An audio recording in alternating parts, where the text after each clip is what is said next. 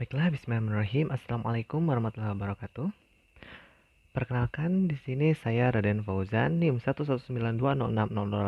Pada kesempatan kali ini, saya dari kelompok 6 di sini akan menjadi moderator untuk presentasi mata kuliah biologi sel, yang dimana akan dipresentasikan oleh kelompok saya sendiri, yaitu kelompok 6.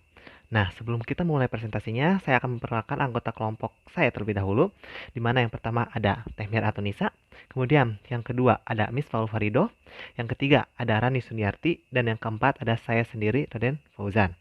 Nah, selanjutnya, apa sih yang akan kelompok kami bahas pada kesempatan kali ini atau pada pertemuan atau pada presentasi kali ini? Yaitu yang akan kita bahas mengenai organel pembangkit tenaga. Sesuai dengan namanya, pembangkit tenaga. Otomatis tenaga di sini yang dimaksud adalah ATP atau yang sering kita kenal dengan energi. Nah, kenapa sih itu apa ya namanya itu kenapa disebut sebagai organel pembangkit tenaga dan apa saja sih organel pembangkit tenaga ini?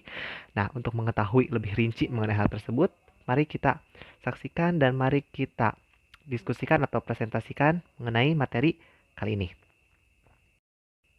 Baiklah, langsung saja ke materi pertama yang akan dijelaskan oleh saudari Miss Faul Faridoh mengenai pendahuluan kloroplas. Oh iya, sebelumnya untuk materi organel pembangkit tenaga ini ada dua, dan yang pertama yang akan dibahas itu mengenai kloroplas. Nah, untuk pendahuluan mengenai kloroplas, apakah fungsinya, apakah pengertiannya, definisinya, atau misalkan gambaran secara umumnya mengenai kloroplas itu sendiri akan dijelaskan oleh saudari Miss Faul Faridoh. Kepadanya dipersilahkan. Bismillah, untuk materi yang pertama yaitu tentang kloroplas. Nah, apa kloroplas itu? Nah, kloroplas merupakan bagian dari plastida yang mengandung klorofil. Di dalam kloroplas berlangsung fase terang dan fase gelap dalam proses fotosintesis tumbuhan. Kloroplas juga merupakan bentuk plastida yang terdapat dalam sitoplasma sel eukariotik. Kloroplas ini terdapat pada sel tumbuhan, ditemukan juga pada alga. Kloroplas ini dibatasi oleh membran ganda yang di dalamnya memiliki stoma. Kemampuan sel tumbuhan untuk mengubah karbon dioksida dan uap air menjadi karbohidrat dan oksigen melalui proses fotosintesis disebabkan karena adanya organel kloroplas yang dimilikinya. Kloroplas ini berbentuk agak lonjong dan dibatasi oleh dua membran, yaitu membran luar atau outer membran yang bentuknya relatif rata dan membran dalam atau inner membran mempunyai banyak lipatan dan tonjolan. Untuk selanjutnya terdapat biogenesis kloroplas. Nah, kloroplas ini diduga mengalami perkembangan atau evolusi dari proplastisida menjadi kloroplas. Nah, adapun tahap-tahap perkembangannya adalah sebagai berikut. Nah, bisa dilihat gambar yang tertera di PowerPoint. Nah, keterangannya pada gambar A merupakan proplastisida yang memiliki membran luar dan membran dalam. Kemudian pada gambar B merupakan membran dalam di mana cahaya sangat memicu sintesis klorofil, fosfolipid, stroma kloroplas, protein tilakoid, dan petunasan vesikel kecil. Nah, berbeda halnya dengan pada gambar C yang mana pada bagian tersebut terjadi proses plastisida yang membesar dan fusi beberapa vesikula tilakoid menjadi grana. Nah, kemudian pada gambar D, proplastisida semakin membesar sehingga tilakoid semakin jelas dan tumpukan grana semakin menebal dan membesar. Nah, selanjutnya terdapat hipotesis endosimbiosis menyatakan adanya DNA pada plastisida dan struktur membran organel rangkap. Seperti halnya mitokondria, nah kloroplas juga terbentuk melalui endosimbiosis. Nah, pada awal pertengahan kehidupan telah terbentuk sel autotrof yang diduga mirip dengan cyanobacteria atau bakteri biru pada masa sekarang ini. Nah, sel purba heterotrof yang bernapas secara aerobik dan memiliki membran inti menelan sel autotrof yang mampu berfotosintesis. Nah, kemudian sel autotrof yang hidup di dalamnya mendapatkan karbon dioksida dan air dari sel inangnya. Sementara itu, sel inang mendapatkan oksigen dan hasil-hasil fotosintesis. Nah, sel autotrof ini akhirnya berkembang menjadi kloroflas. Terbentuklah sel berkloroplas berinti memiliki mitokondria yang merupakan cikal bakal sel tumbuhan. Hipotesis endosimbiosis ini dikemukakan berdasarkan kenyataan pada saat ini bahwa yang pertama, kloroplas memiliki membran rangkap dan membran luarnya mirip dengan struktur membran sel. Nah, kemudian yang kedua, ada beberapa fotosintetik atau cyanobacteria yang memiliki membran fotosintetik yang memiliki yang mirip dengan tilakoid pada kloroplas. Kemudian yang ketiga, di dalam kloroplas terdapat DNA yang juga dijumpai pada bakteri fotosintetik. Nah, kemudian untuk yang terakhir, terdapat kloroplas dapat bertambah banyak melalui pembelahan. Nah, setelah mengetahui definisi dari kloroplas itu apa, nah sekarang itu pertanyaannya apa fungsi dari kloroplas ini? Nah, adapun fungsi dari kloroplas secara umum yaitu kloroplas berperan sebagai organel untuk menghasilkan energi melalui proses fotosintesis. Kloroplas hanya terdapat pada tumbuhan. Nah, adapun jumlah kloroplas antara 50 sampai 200 pada setiap sel. Fungsi kloroplas yaitu sebagai tempat fotosintesis, nah yaitu sebagai penyerap energi cahaya di mana energi cahaya diserap oleh klorofil untuk sintesis molekul makanan dalam kloroplas. Kloroplas merupakan plastida yang mengandung pigmen hijau di mana mempunyai fungsi untuk menyerap tenaga cahaya matahari yang digunakannya untuk menjalankan proses fotosintesis. Nah, ketika sekarang kloroplas tidak ada dalam tumbuhan, maka tidak akan terjadi proses fotosintesis dan tumbuhan pun tidak akan hidup karena kloroplas itu mempunyai pigmen yang bernama klorofil yaitu zat hijau. Nah, di mana klorofil ini sangat penting dalam proses fotosintesis.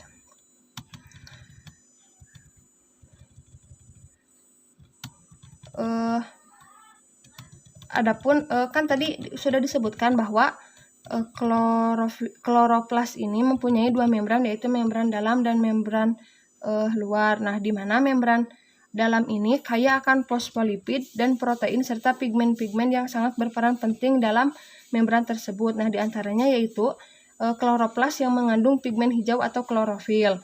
Nah, klorofil ini menangkap energi matahari dan berguna dalam fotosintesis zat makanan.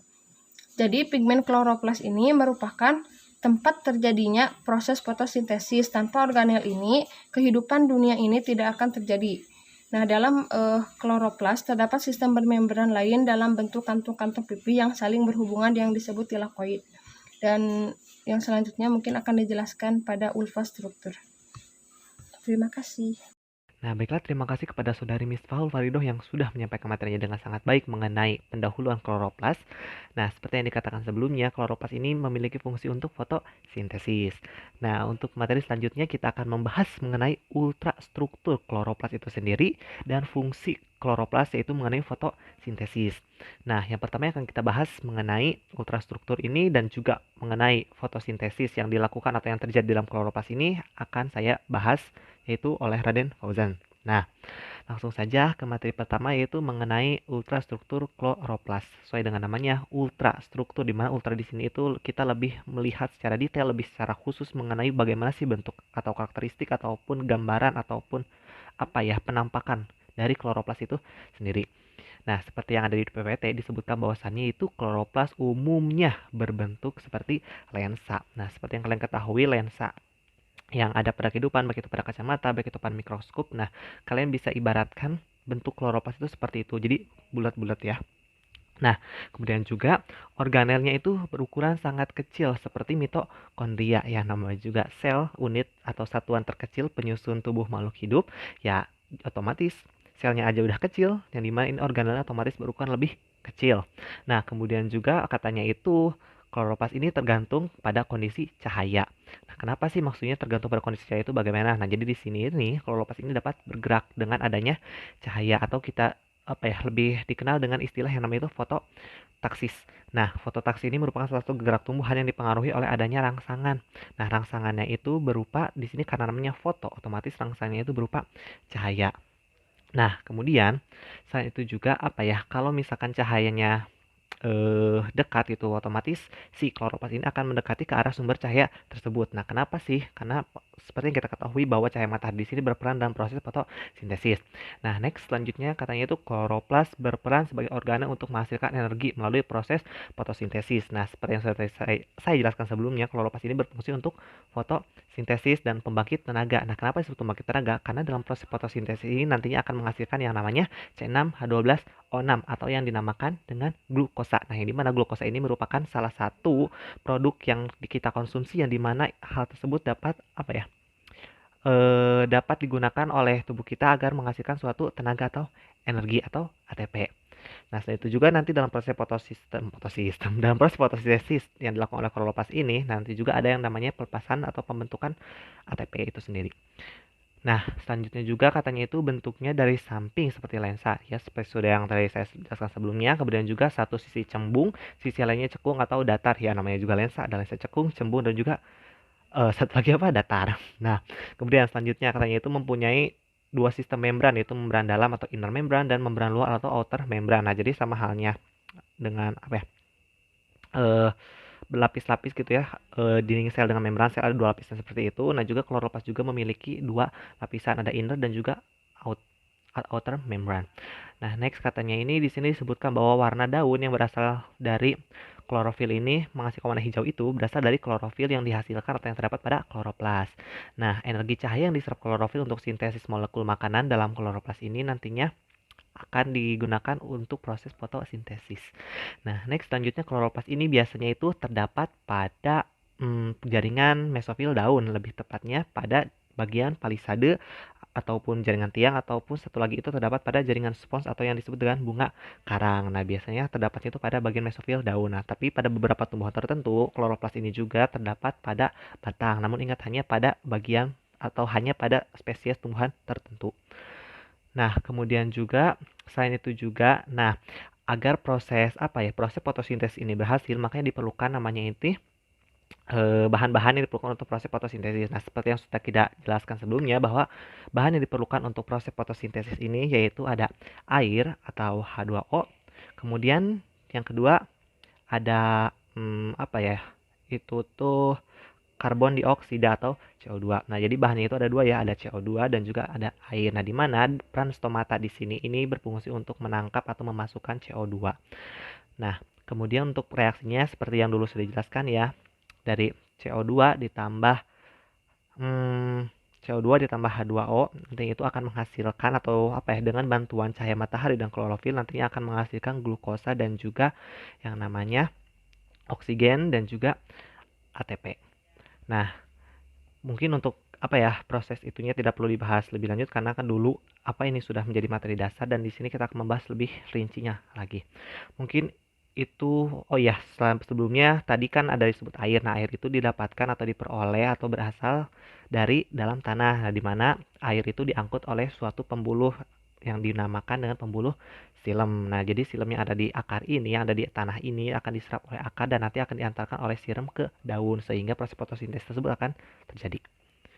Nah, baiklah teman-teman, selanjutnya setelah kita membahas mengenai ultrastruktur dari kloroplas, kita akan lanjut ke materi selanjutnya yang akan saya bahas yaitu mengenai tahapan fotosintesis. Nah, seperti yang kita sudah tahu ya dari SMA bahkan dari SMP juga bahwasannya reaksi fotosintesis ini berlangsung yaitu 6CO2 ditambah 6H2O kemudian dengan bantuan cahaya matahari dan juga klorofil akan menghasilkan yang namanya C6H12O6 atau yang dinamakan dengan glukosa dan juga ditambah 6O2 atau oksigen plus ATP. Nah, dari proses yang kelihatannya simpel atau sederhana itu ternyata di baliknya itu terdapat proses yang sangat-sangat bisa dikatakan dengan sebagai proses yang kompleks.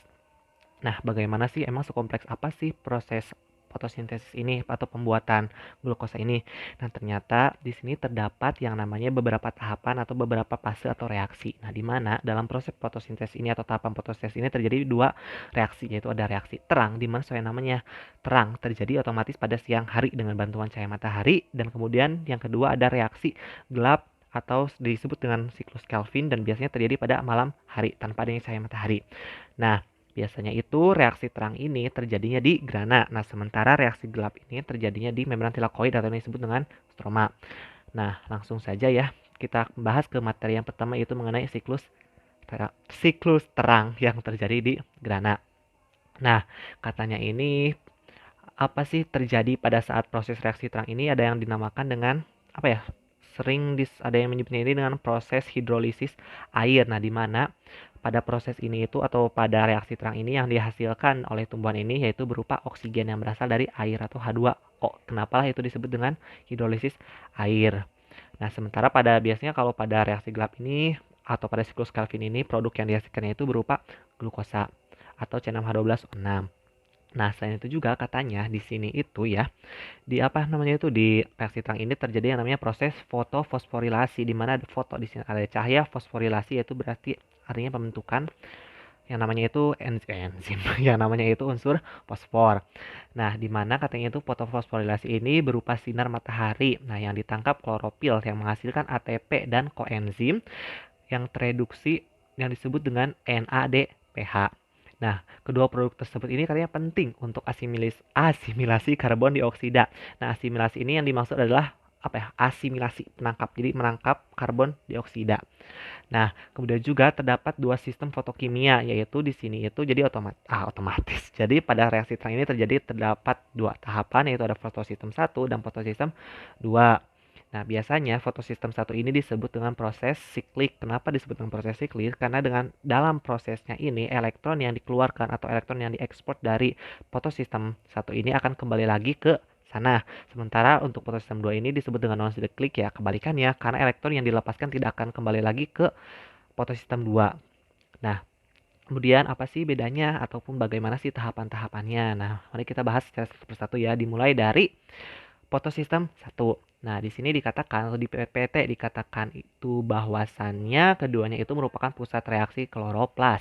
Nah, di mana perbedaannya itu yang umum itu dapat dilihat dari P-nya atau P di sini yaitu panjang gelombang yang diterima oleh klorofil itu sendiri. Nah, di mana di mana pada saat proses fotosistem 1 ini panjang gelombang yang ditangkapnya itu yaitu sepanjang 700 nanometer. Nah, yang disebut dengan P700 dan sementara pada fotosistem 2 ini yang ditangkapnya itu panjang gelombang dengan panjang 680 nanometer atau disebut dengan P680.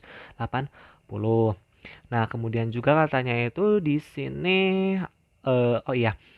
Nah, katanya itu di mana pada proses ini juga atau fotosistem 1 ini terdapat apa yang namanya itu berisi klorofil. Nah, klorofilnya itu ternyata ada A670 dan klorofil A695. Nah, mengenai fungsinya apa ya? Fungsi antara klorofil ini ya sama-sama saja yaitu untuk membantu proses fotosintesis di mana mungkin dalam pembedaannya ini 670 sama 695 atau kode ini mungkin dalam proses apa ya? Panjang gelombang yang diterimanya atau mungkin dalam hal apa ya waktu atau peran. Nah, mungkin seperti itu karena saya belum menemukan. Mungkin bagi teman-teman nanti yang menemukan boleh berbagi atau mungkin nanti akan ditambahkan oleh ibu.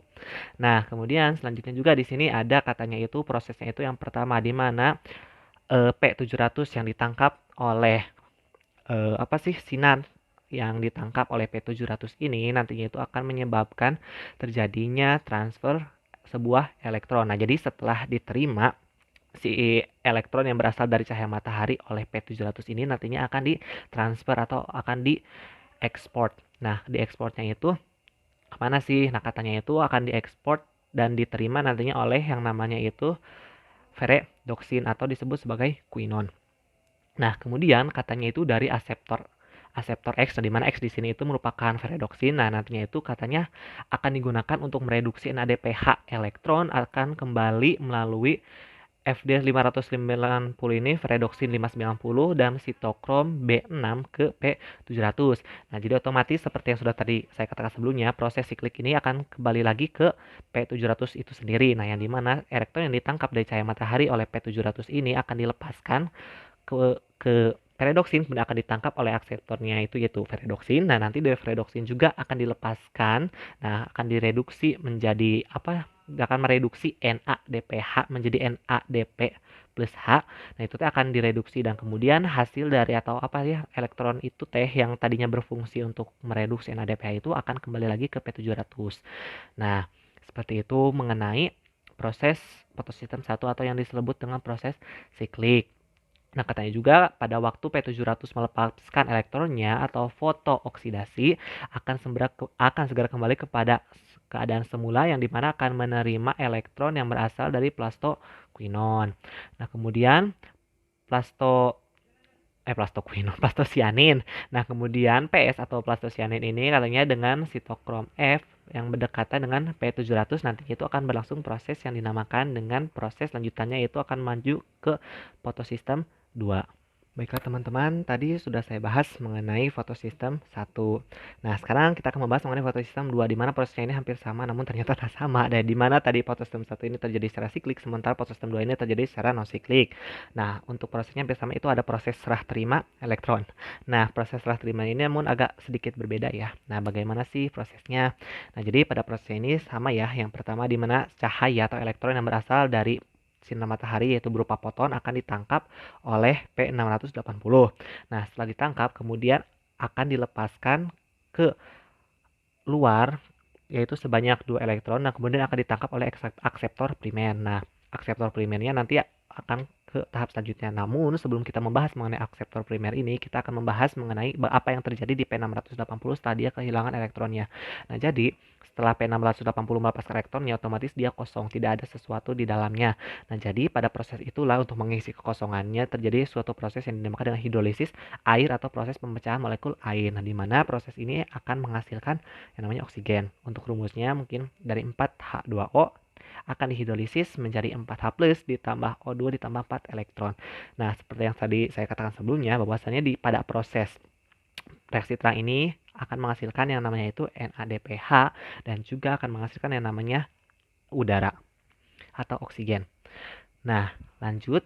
Tadi kan si elektronnya itu yang 2 elektron itu udah ditangkap ya oleh akseptor primer. Nah, dari akseptor primer akan dilepaskan lagi. Nah, kemudian setelah dilepaskan digimanain? Jadi ditangkap lagi.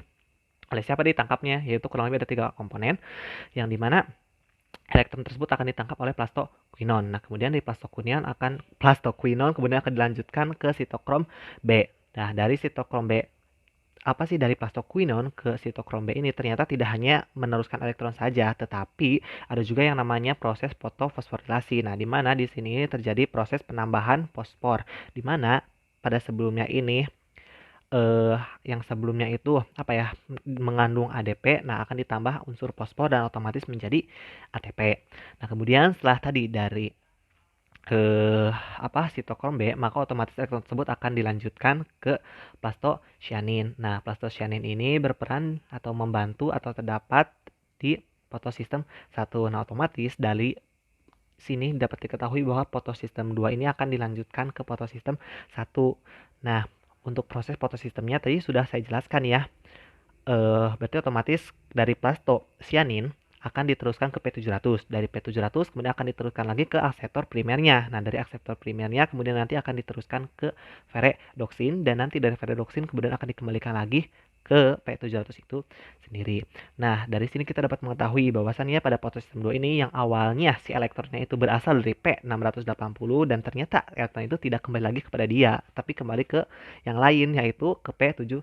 Nah, otomatis proses ini dinamakan proses non-siklik. Nah, jadi mungkin teman-teman itu ya yang dapat saya sampaikan. Mudah-mudahan teman-teman paham. Jadi intinya pada proses pada proses reaksi terang ini terjadi 2 tahapan yaitu ada fotosistem 1 dan fotosistem 2 di mana fotosistem 1 ini merupakan reaksi siklik di mana elektronnya itu dari P700 kembali ke P700 sendiri, sementara pada fotosistem 2 ini merupakan non siklik di mana elektron yang berasal dari P680 ini kemudian tidak akan kembali lagi ke P680 namun akan diteruskan ke P700.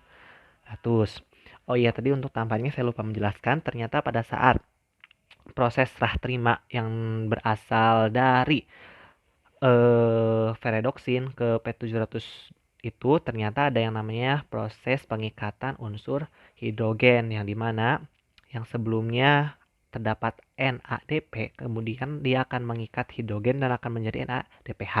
Nah, jadi hasil dari reaksi terang ini yaitu seperti yang sudah tadi saya jelaskan sebelumnya akan menghasilkan yang namanya itu oksigen dan juga NADPH. Mungkin seperti itu. Kita akan lanjut ke materi selanjutnya. Masih bersama saya.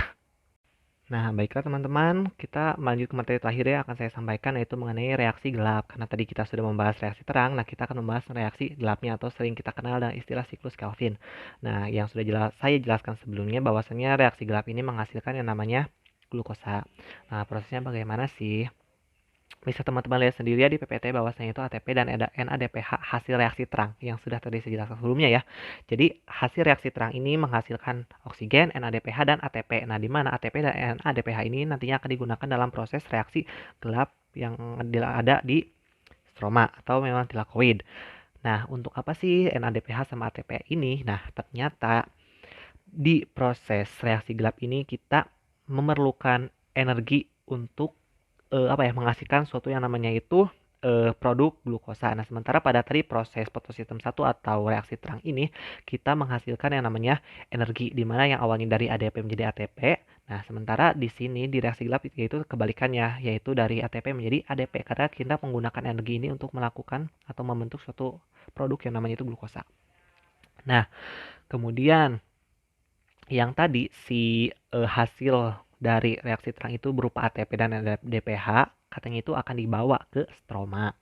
Nah, kenapa dibawa ke stroma? Yaitu untuk dikonsumsi reaksi gelapnya atau untuk terjadinya reaksi gelap. Nah, selama reaksi ini atau pada proses ini pada tumbuhan umum. Nah, biasanya tumbuhan ini tumbuhan C3. Nah, tumbuhan C3 ini biasanya tumbuhan yang sering ditemukan pada kehidupan sehari-hari dan banyak gitu ya. Sering istilahnya itu mayoritas lah hampir semua tumbuhan itu rata-rata termasuk ke dalam golongan C3. Misalkan contohnya itu mangga. Nah, kemudian katanya itu karbon dioksida akan difiksasi dengan pengikatan ke ribulosa di fosfat atau RBP. Nah, jadi oksigen dari luar ini ternyata akan diikat oksigen karbon dioksida yang berasal dari luar atau dari udara ini akan diikat oleh yang namanya RBP atau ribulosa di fosfat. Nah, setelah itu katanya kemudian si CO2 ini akan direduksi oleh NADPH yang tadi sebelumnya berasal dari reaksi terang. Nah, kemudian ATP yang tadi berasal dari reaksi terang itu akan berperan sebagai sumber tenaga untuk reaksi endergonik. Endergonik ini saya jelaskan secara singkat ya. Ada dua reaksi yaitu ada energonik sama eksergonik. Bedanya apa? Kalau energonik ini proses membutuhkan energi, sementara kalau eksergonik menghasilkan ekspor melepas. Jadi otomatis eksergonik ini proses menghasilkan energi. Ya seperti yang tadi sudah saya jelaskan yaitu pada proses reaksi terang ini merupakan reaksi eksergonik, sementara pada reaksi gelap merupakan atau terjadi yang namanya reaksi energonik karena di sini kita memakai ATP untuk membantu proses reaksi gelap ini. Nah, itu barangkali teman-teman pada kebingungan, mungkin itu ya. Nah, kemudian produk akhirnya itu yaitu adalah karbohidrat. Nah, biasanya dalam bentuk gula dan dimana kemungkinan akan disimpan sebagai amilum. Nah, kemudian selain itu juga ternyata pada tumbuhan C4 karbon dioksida mula-mula difiksasi sebagai suatu asam 4 karbon dalam kloroplas pada sel mesofil. Nah, tadi mesofil sudah saya jelaskan yaitu ada pada palisade dan stroma. Nah, kemudian katanya akan ditransfer ke sel sarung berkas pengangkut tempat terjadinya reaksi siklus Kelvin dan amilum disimpan. Nah, jadi setelah CO2 itu difiksasi maka akan diteruskan ke mesofil. Nah, kemudian akan ditransfer ke sel sarung berkas pengangkut tempat terjadinya reaksi siklus Kelvin ini. Nah, jadi perbedaan C3 sama C4 mungkin hanya terdapat di sini kalau tadi pada C3 si CO2-nya itu atau karbon dioksidanya itu ditangkap oleh yang namanya itu RBP atau ribulosa difosfat. Nah, pada C4 sama tapi difiksasinya ini sebagai suatu asam 4 karbon dalam kloroplas pada sel mesofil. Karena namanya juga C4 ya berarti karbon juga berjumlah 4. Nah, mungkin itu bedanya antara C3 dan C4. Dan biasanya C4 ini jarang itu ya, tumbuhannya itu sedikit itu. Nah, kemudian setelah dari tadi si CO2-nya itu ditangkap oleh asam 4 karbon ini dalam kloroplas. Nah, prosesnya ini akan sama dengan proses siklus Kelvin sebelumnya. Nah, mungkin itu saja yang dapat saya sampaikan.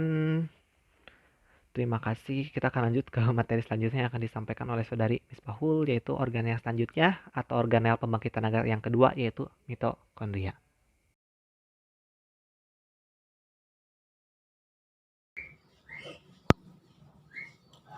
Baik, selanjutnya itu ada tentang mitokondria. Apa itu mitokondria? Mitokondria adalah organel sel yang dikenal sebagai the power of cell atau menghasilkan energi. dapur sel. Namun, mitokondria dibangun dari dua suku kata yang dari bahasa Yunani, yaitu mito yang berarti benang dan kondrion yang berarti granula. Jadi, mitokondria adalah organel sel yang berbentuk memanjang atau granula. Nah, mitokondria dibatasi oleh membran rangkap. Membran dalam mengadakan perluasan ke dalam matrik dengan membentuk penjualan-penjualan yang disebut krista. Baik, selanjutnya itu ada respirasi. Nah, respirasi adalah proses pembongkaran molekul-molekul organik dengan pembebasan energi yang tersimpan dalam zat sumber energi melalui proses kimia dengan menggunakan oksigen. Nah, respirasi akan dihasilkan oleh energi kimia ATP untuk kegiatan kehidupan seperti sintesis atau anabolisme, gerak, pertumbuhan, dan perkembangan. Nah, pada respirasi intraseluler melibatkan organel sel yaitu mitokondria. Nah, jelas seperti pada PPT, hubungan antara fotosintesis dan respirasi seluler.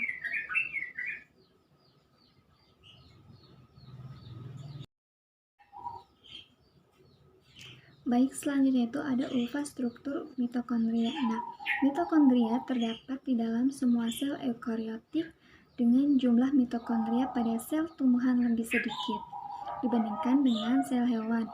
Nah, pada umumnya berbentuk lonjong dengan ukuran mitokondria bervariasi. Ada yang berdiameter dari diameter 0,5 sampai 1 pm. Jumlahnya lebih banyak pada sel yang memerlukan banyak energi, seperti sel otot, jantung, dan flagel sperma. Nah, dalam ultrastruktur mitokondria ini terdapat dua membran. Yang pertama, membran luar memiliki ketebalan 6 pm. Membran luar mengelilingi struktur mitokondria secara keseluruhan, memiliki protein integral pada membran, membentuk saluran untuk fasilitas berbagai molekul keluar masuk mitokondria. Nah, pada kedua ini membran dalam mengelilingi matrik berisi cairan membentuk lekukan ke dalam matrik yaitu krista. Membran dalam mengandung protein integral membran yaitu NADH dehidrogenase, suksinat dehidrogenase, sitokromatin oksidase. Mitokondria memiliki DNA sendiri dan ribosom dan membuat proteinnya sendiri. Itu ada hipotesis endosimbiosis mitokondria. Menurut Lynn Margulis tahun 1970, The Origin of Eukaryotic Cell, asal-usul sel eukaryotik. Nah, mitokondria berasal dari prokaryotik purba berfungsi ke dalam sel eukaryotik tanaman dewasa modern, seperti terlihat pada gambar 7.8.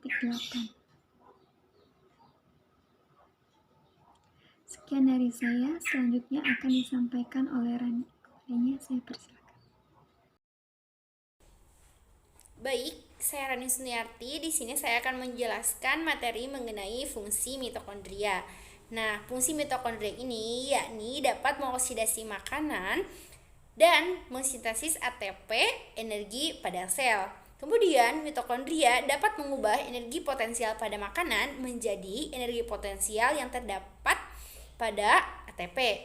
Nah, energi ATP tersebut digunakan oleh sel untuk melakukan berbagai kegiatan.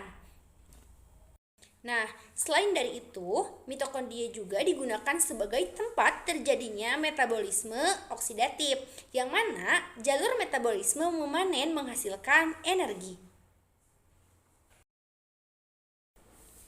Nah, selanjutnya perlu kita ketahui juga bahwasannya ada dua sistem respirasi. Apa saja itu? Yang pertama ada sistem respirasi aerob dan yang kedua ada sistem respirasi anaerob. Baik teman-teman, selanjutnya berkenaan dengan respirasi aerob. Apa itu respirasi aerob? Nah, istilah aerobik menunjukkan bahwa jalur aerobik tidak dapat berlangsung tanpa adanya oksigen yang cukup. Setiap pernapasan memasukkan oksigen yang diperlukan sel untuk melangsungkan jalur aerobik ini. Respirasi aerobik adalah jalur yang paling banyak menghasilkan energi ATP. Dari satu molekul glukosa, yaitu dapat dihasilkan 36 bahkan lebih molekul ATP. Pada jalur aerob, terjadi di mitokondria dengan oksigen adalah penerima elektron terakhir yang dilepaskan selama proses reaksi. Nah, selanjutnya ada tahap-tahap respirasi aerob. Apa sajakah itu? Yang pertama ada glikolisis, yang kedua ada siklus Krebs atau dinamakan daur trikarboksilat, dan yang ketiga ada transport elektron atau dinamakan sebagai sistem sitokrom. Nah, yang kedua ada respirasi anaerob. Apa itu respirasi anaerob?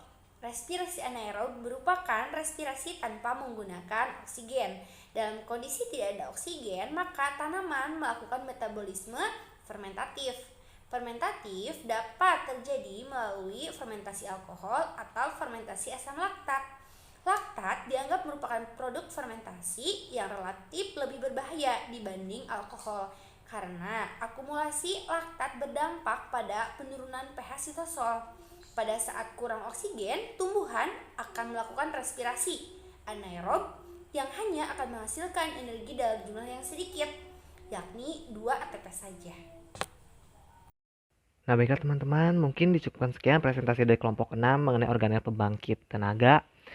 Jadi mungkin dapat disimpulkan bahwasannya organel pembangkit tenaga ini terdapat dua ya, ada kloroplas dan juga ada mitokondria. Seperti yang tadi disebutkan, kenapa disebut pembangkit tenaga? Karena kloroplas dapat menghasilkan yang namanya itu